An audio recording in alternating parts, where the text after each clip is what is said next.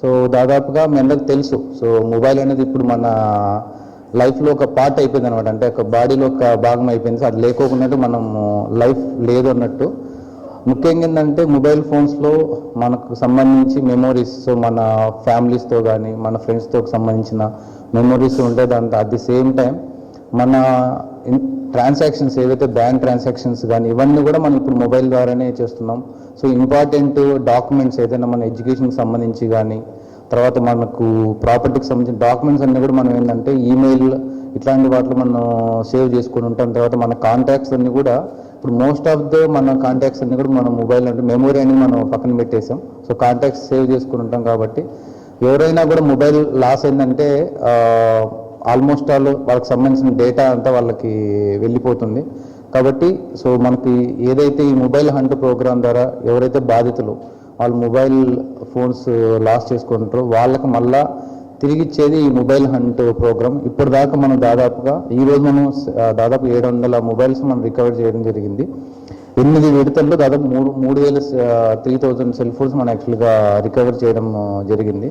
So మా side నుంచి ఏవైతే బాధితులు ఉన్నారో వాళ్ళకి మా రిక్వెస్ట్ ఏంటంటే మీరు మీ మొబైల్ని సెక్యూర్ చేసుకోవడం అనేది మీ సైడ్ నుంచి కూడా మీరు కొన్ని జాగ్రత్తలు తీసుకోవాలి. ఎందుకంటే వాళ్ళ అలసత్వంలో కూడా కొన్నిసార్లు మొబైల్స్ వాళ్ళు లాస్ అవుతారు. సో దాన్ని తర్వాత హార్డ్ అండ్ మనీ ఉంటే కొంతమంది ఈవెన్ ఒక ఈఎంఐ పే చేసి కూడా పోగొట్టుకున్న వాళ్ళు ఉంటారు. సో కాబట్టి దానికి మేము చాలా కష్టపడాల్సి ఉంటుంది. కాబట్టి మీ సైడ్ నుంచి కూడా మీరు అన్ని జాగ్రత్తలు తీసుకుంటే ఏదైనా రియల్గా మామూలుగా మన నెగ్లిజెన్స్ లేకపోవడం ఉన్నప్పుడు లాస్ అయింటే మాత్రం కంపల్సరీగా పోలీస్ వారు మీకు ఎప్పుడు అన్ని వేళ అవైలబిలిటీ ఉంటాం. సో మీ లాస్ అయిన మొబైల్స్ ఏదైతే ఉంటుందో కంపల్సరీగా అన్ని ఎఫర్ట్స్ పెట్టి మేము తీసుకురావడానికి మా సైడ్ నుంచి మేము ప్రయత్నం చేస్తాం. ఇప్పుడు ఏదో సైబర్ ఫ్రాడ్స్ ఏదైతే ఉన్నాయో ప్రతిరోజు మనం చెప్తూనే ఉన్నాం.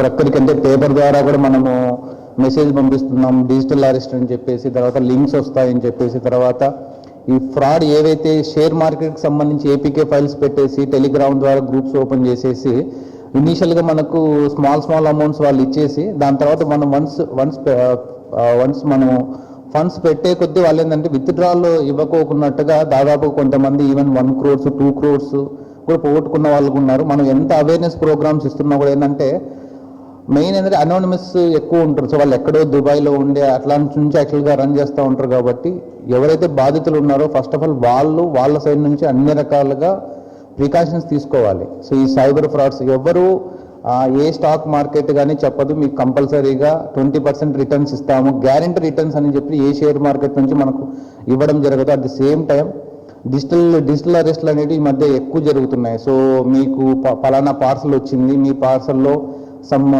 నార్కోటిక్స్ డ్రగ్స్ ఉన్నాయి, దాంట్లో మీ ఆధార్ నెంబర్ ఉంది. సో కాబట్టి మీకు మిమ్మల్ని అరెస్ట్ ఇట్లా పలానా చోట పార్సల్ వెళ్ళింది, సో దాని మీద మిమ్మల్ని అరెస్ట్ చేయడానికి మేము వస్తున్నామని చెప్పేసి డిజిటల్ అరెస్ట్ అనే కాన్సెప్ట్ కూడా ఒకటి తీసుకొస్తున్నారు. అదే సిబిఐ అని చెప్పేసి, ఎన్ఫోర్స్మెంట్ డైరెక్టరేట్ అని చెప్పేసి ఒకటి ఆల్రెడీ మనకు ఇవ్వడం జరిగింది. ఒక అడ్వైజర్ కూడా ఇవ్వడం జరిగింది. ఎవ్వరు డిజిటల్ వేలో ఎవరు అరెస్ట్ చేయరు.